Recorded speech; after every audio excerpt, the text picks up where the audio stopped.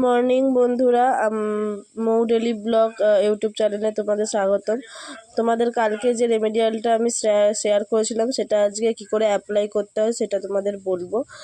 তো এটা উষ্ণ গরম করে নেবে সবসময়, ঠান্ডা ইউজ করবে না। তো আমি সেটার মধ্যে নারকেল তেল একটু বেশি করে মিশিয়ে নিলাম। যে যতটা তেল মাখে সেরকমভাবে মিশিয়ে নেবে। আমি একটুখানি বেশি তেল মাখি বলে একটু মিশিয়ে নিলাম। আর এটা কিভাবে অ্যাপ্লাই করতে হবে দেখতেই পাচ্ছ, যে জায়গাগুলো তোমার ফাঁকা ফাঁকা হয়ে গেছে বেশি চুলগুলো, সেই জায়গাগুলোতে একটুখানি ভালোভাবে অ্যাপ্লাই করবে।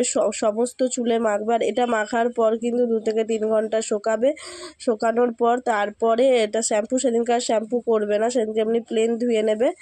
ধুয়ে নেওয়ার পর তোমার দেখতেই পাচ্ছিলে আমার ছোট ছোট কত চুল হয়েছে। তো চুলটা ভালো করে অ্যাপ্লাই করার পর কিন্তু চুলটা বেঁধে রাখবে, এটা ছাড়বে না। আর